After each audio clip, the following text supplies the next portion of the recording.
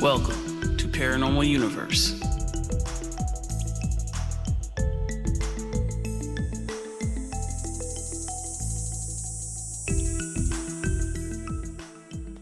Hello, welcome back to Paranormal Universe. I'm your host, Chris. And I'm Teena. And yeah, this is episode 2. Again, this is a paranormal podcast. We tell stories told by you, the listener.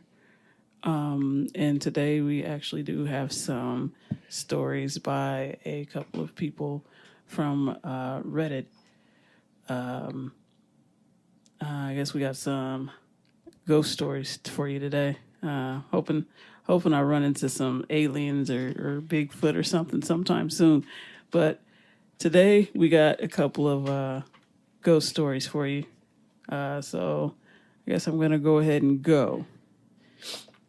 The story is from Infectious Drummer. Hey, this is my show, not yours, Goose. Back off. Sorry, the cat. He needs to learn how to submit the story properly, doesn't he? Yeah, he does. Very rude. Goose wants to be the star. This story is from Infectious Drummer on Reddit. The title is, Should I Feel Scared to Live Here? This should be interesting. I know, right? My husband and I moved to this place in the middle of 2019. It's our first home together and we love it here. There's plenty of space for us, but after a couple of months, things got really freaky and out of hand, and there are many things I can't explain. Right before Christmas, I was alone. My husband worked weird hours, so that day he wasn't home until almost 10 p.m. I heard noises coming from my attic, mostly footsteps. I wasn't scared at first. I always try to put on a brave face, but there was something different about this time compared to my other ghost encounters. The attic isn't accessible unless you unlock the lock, pull down a string, and let the ladder come down. From there, it's pitch black and mostly full of boxes from when we moved, along with holiday decor. I walked up the stairs slowly. My forehead was sweating so profusely, I kept getting sweat in my eyes. I'm already blind enough as it is, so adding any sort of distraction doesn't help. I made it to the top of the stairs and into the attic. My flashlight was extremely bright. From one beam, it can light up the entire attic. It's a strong flashlight. That's a good flashlight. I need that flashlight. There's 2 sections of the attic. When you get to the top of the stairs where it's open and a side room. I didn't know there was a side room until that day. I made my way through the boxes and other random things from other renters before us and found the door. I opened it and the smell was so awful I was gagging. At first I had a bad feeling that there was a dead body, but thankfully there wasn't. However, there was a ton of old items.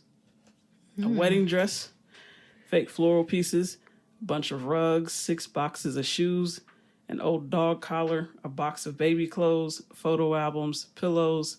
But the thing that shocked me the most was an obituary.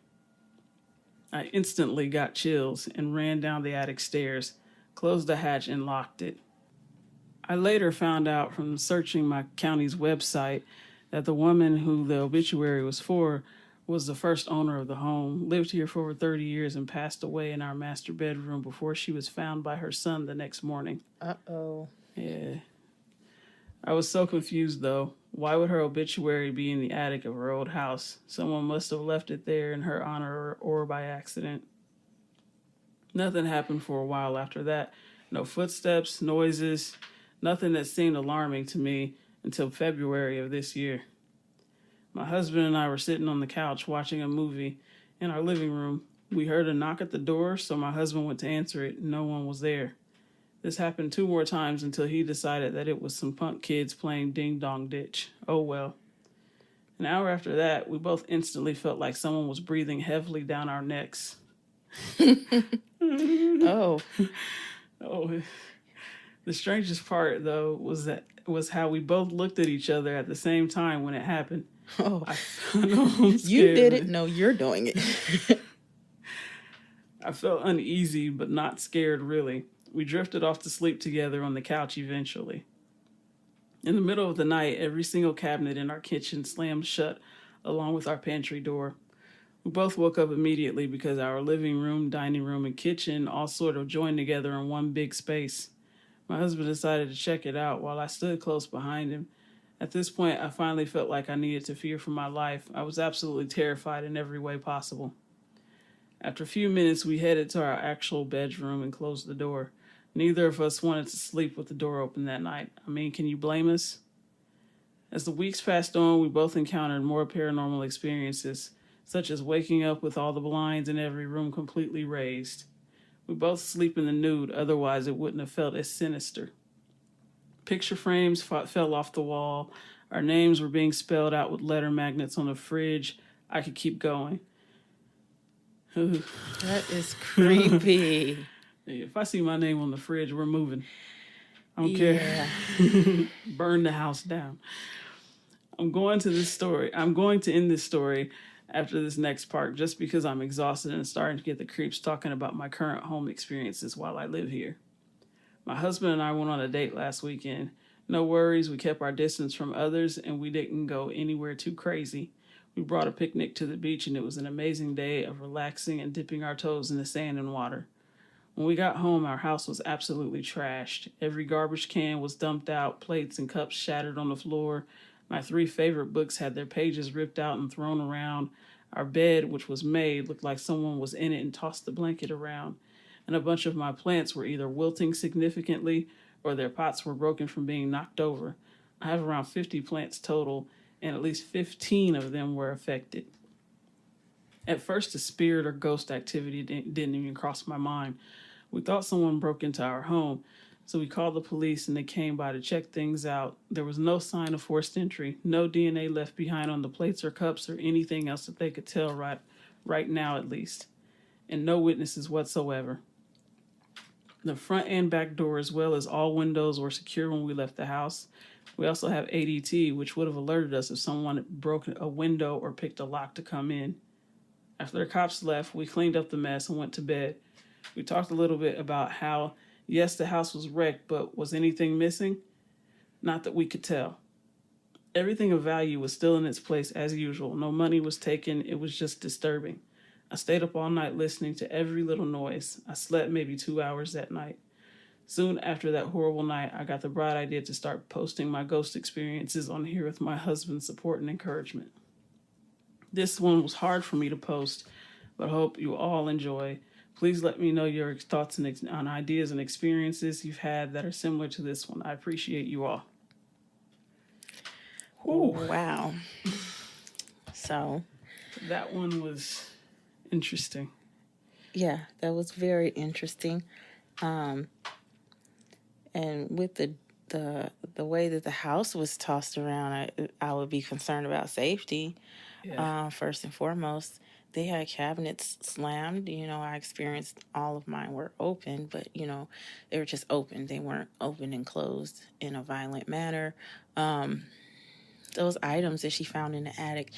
I'm going to say this first and foremost. If I'm renting or purchasing a house, I am not going to stumble across a secret room months later or weeks later. I'm going to go through every closet door simply because I want to make sure there's no secret hidden places in the home. She said that she found that side room in the attic after they moved in, and then she found those items in there, which were quite disturbing items, actually, because if you died, who put your obituary in your attic? It's got to be her stuff, all the stuff that was in that box, but who adds your obituary to it and just stores into it your own house? That's creepy. Yeah, and then there was a wedding dress, a dog collar, and shoes. Yeah, and that's absolutely crazy. I would have told them, no, I don't want this house. I'm good, but she's stuck in that house because either she's rented it or she's purchased it or whatever. And right now, being what's going on in the world, it's not a good time for her to move out because she just got there last year, right? Yeah. So, and I'm sure she probably loves her house and she doesn't want to leave, but I would have definitely, if she had the opportunity to see that stuff before she moved in, I would have not moved in there. But I would be concerned about safety. I would think about maybe setting up some cameras inside the home just to see, out of curiosity, what's going on inside the home first. and then seeing if maybe you could get someone to help, because that sounds very that's very interesting. Another Wow. thing that I even messaged this person about was I told her that my mom has had her house blessed over the years, many, many, many times. At one point, I think she was doing it every 6 months or a little bit over, having it blessed, and she just walked through the house and blessed the house, and that kind of significantly brought the activity down a bit.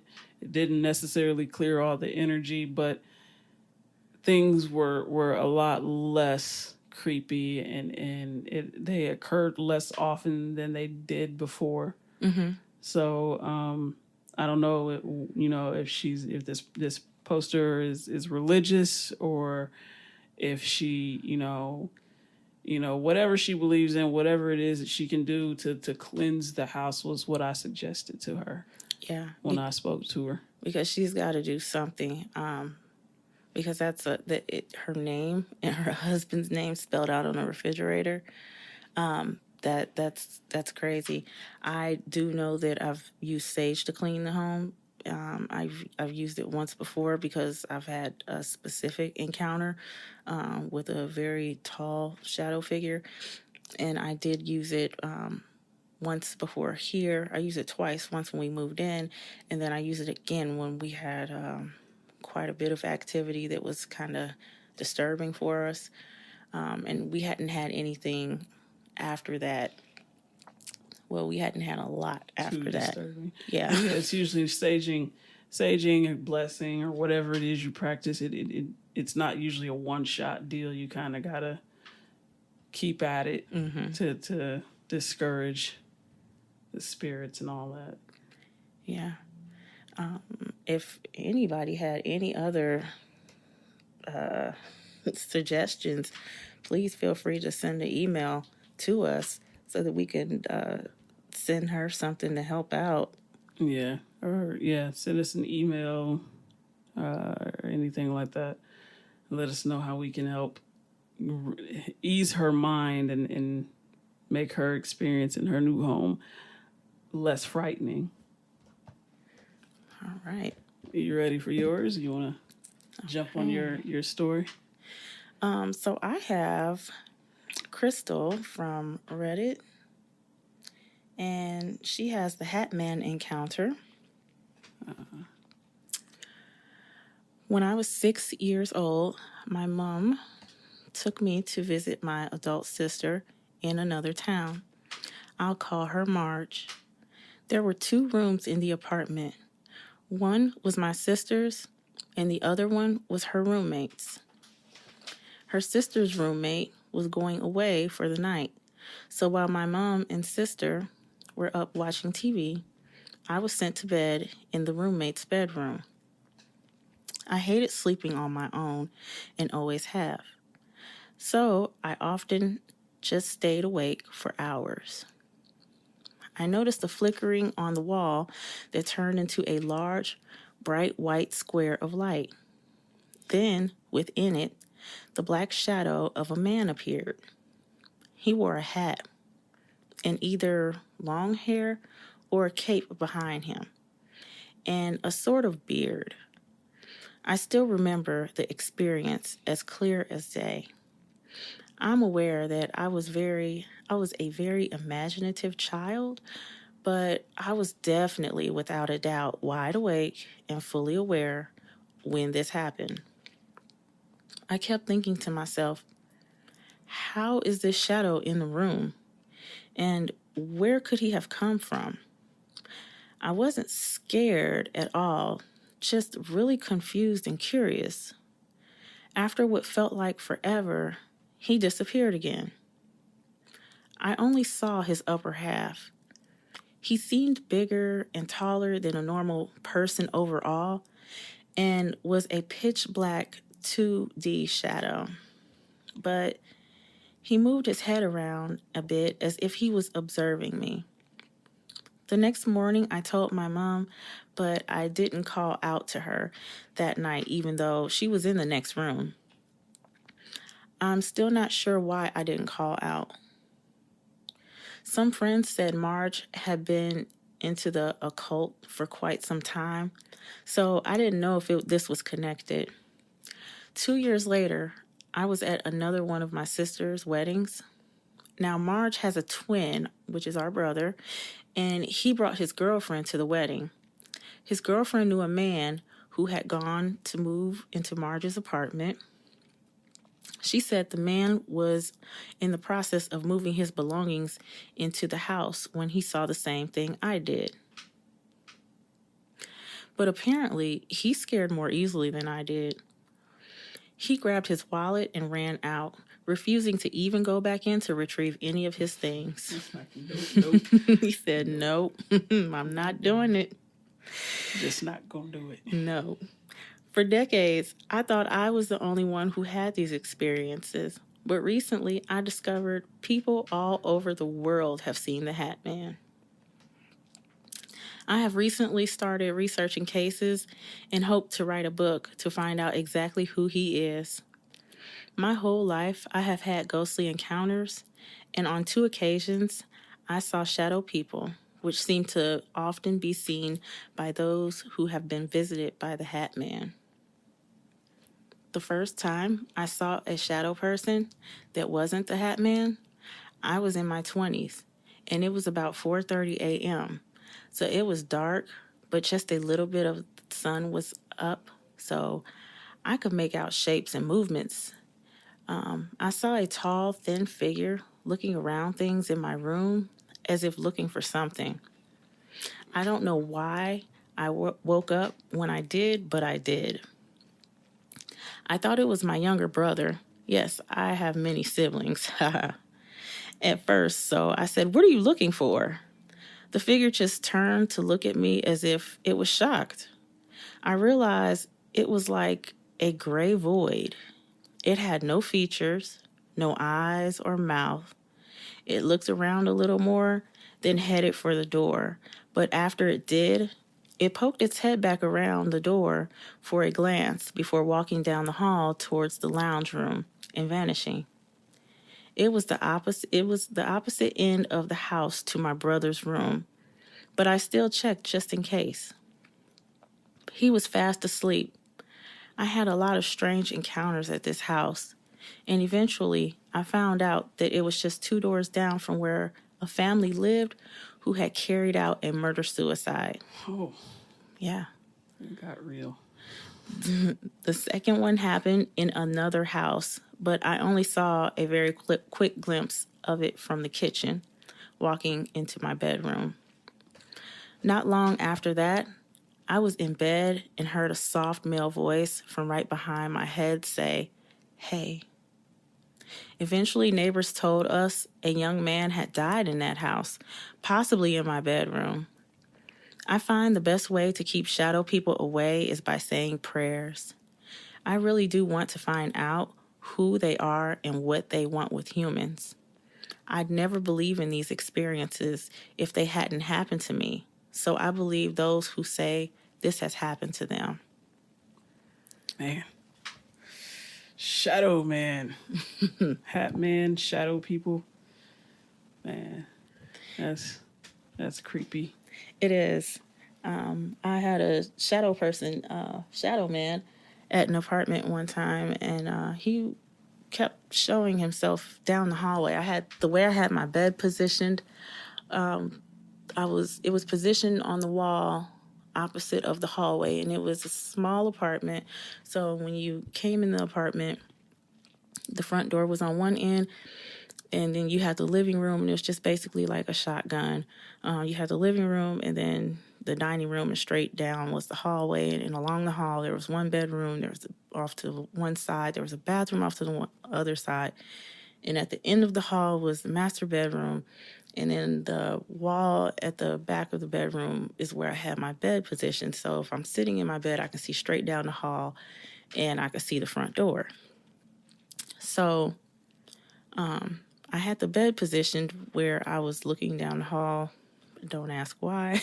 It's probably a bad placement for the bed. And you weirdly slept with the door open. I don't know what kind of person does that, but that was the weirdest thing. I was by myself, so yeah, but Who sleeps with their bedroom? Does So, anyone out there sleep with their bedroom door open? I don't If know. so, why? Well, Why? I kept it open because I can hear everything going on in the house.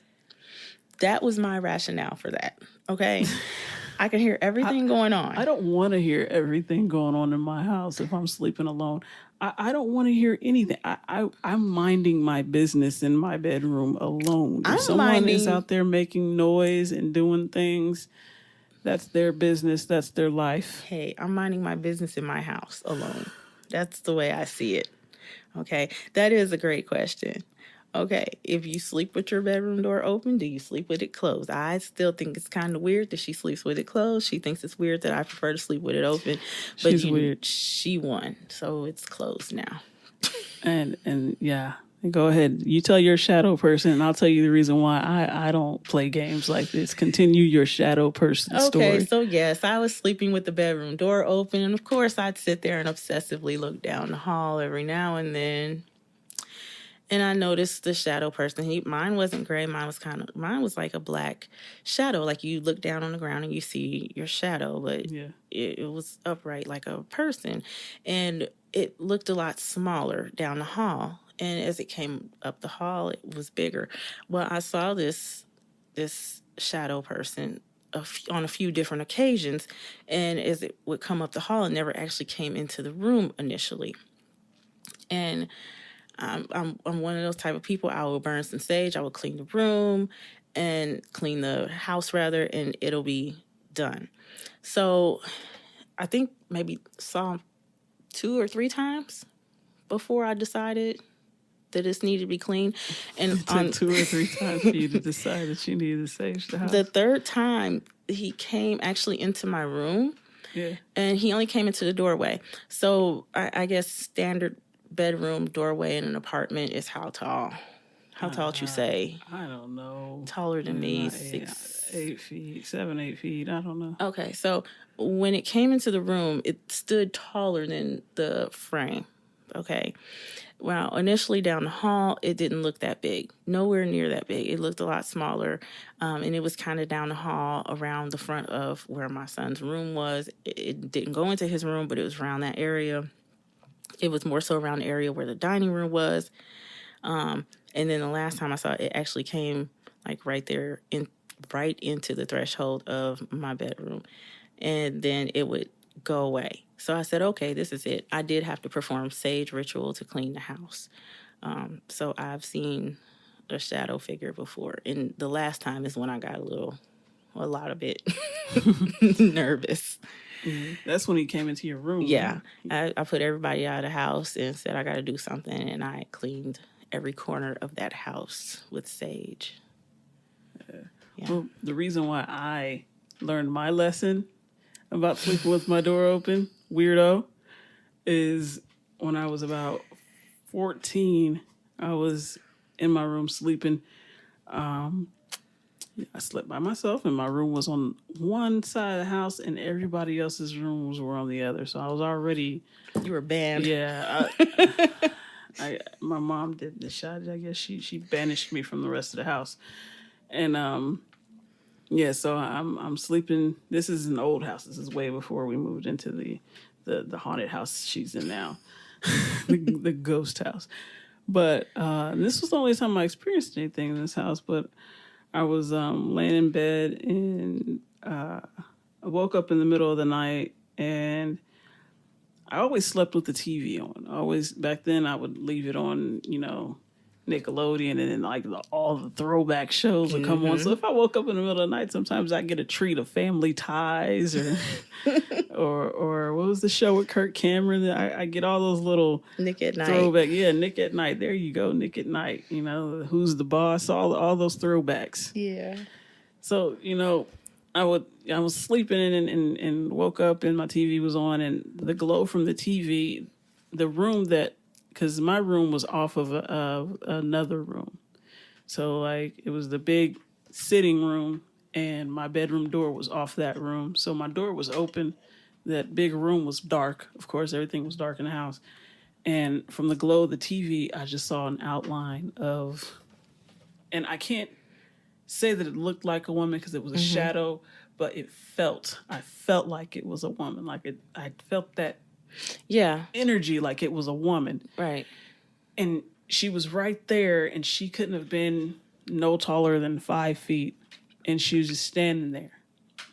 And it looked as if she was wearing a dress, like the way the shadow was. It looked like it was a shadow of a woman wearing a dress.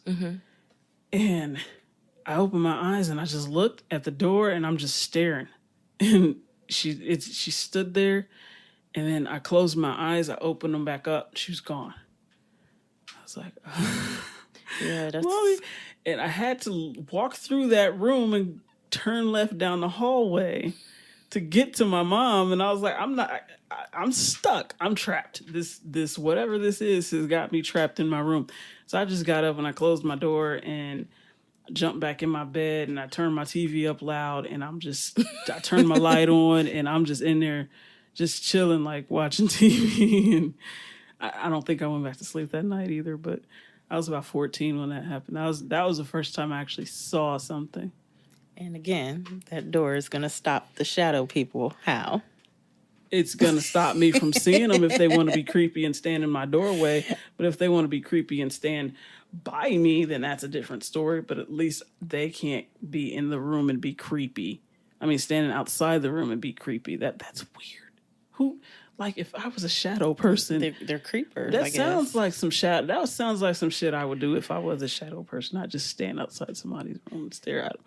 But I mean, it's the creeper. I would call the police on you if you were that shadow person. Yeah, but they would stand outside. Like, she was just standing outside my bedroom door and just standing there. So after that, ever since then, I sleep with my bedroom door closed. It does not open. I almost want to see what's going on out there. I want to see what I'm working with. That's because I want to you're know. Insane. Do I need sage, or do you need a stronger weapon than that? What do you need? What do you need? To close your door so you don't have to worry about waking up and seeing that.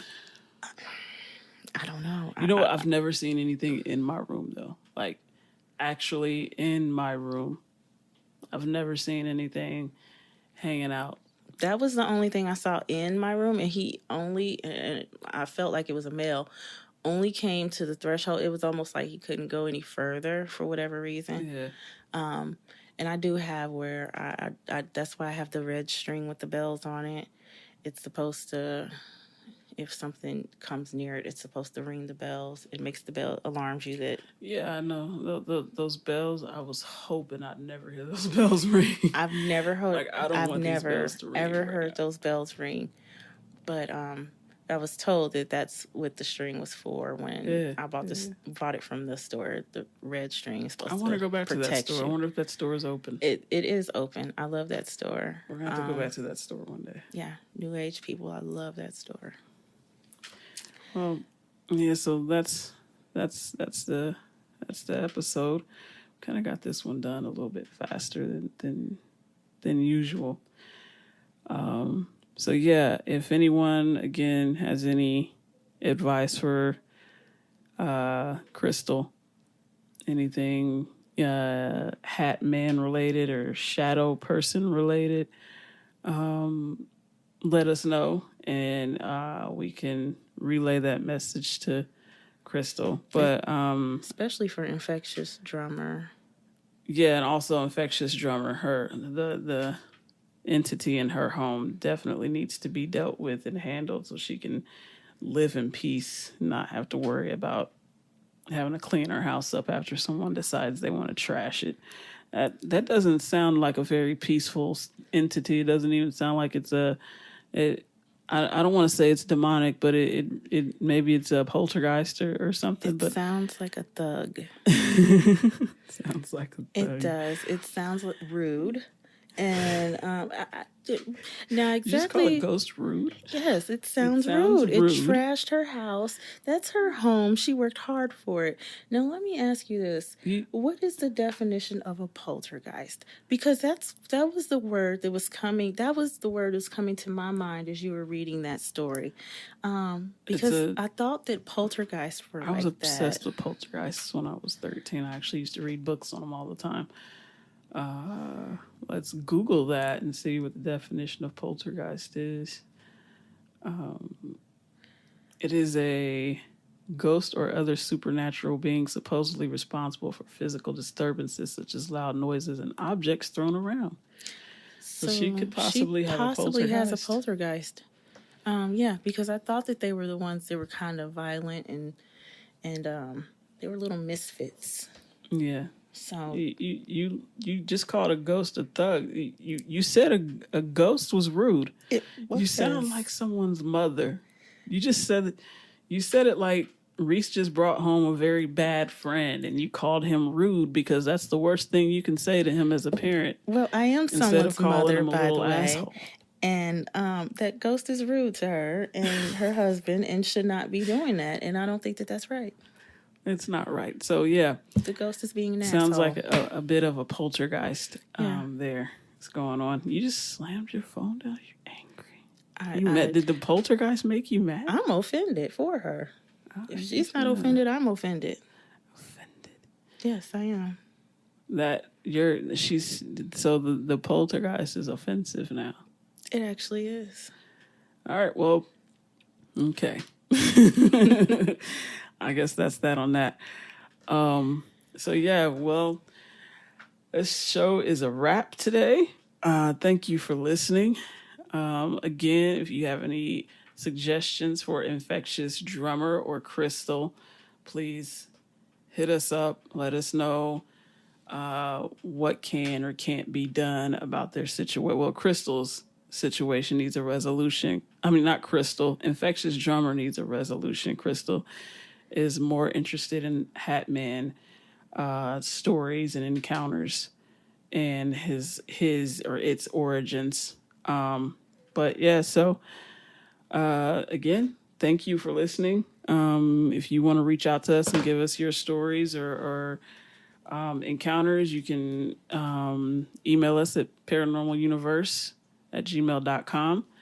You can find us on Facebook. We're Paranormal Universe on Facebook, Paranormal Universe on Instagram, and Paranormal Universe subreddit, where we also share content and other users and listeners can share their stories. So you have 4 different ways of contacting us and letting us know your experiences and encounters and interacting with people like yourself who've also experienced things of the same nature. And it's all Paranormal Universe, all one word, all lowercase, and ParanormalYuniverse. And again, once again, thank you for listening, and stay safe and enjoy your week. And try not to be scared shitless of any strange entities or whatnot. So you got anything for them? Yes, send in your stories because it's all about you.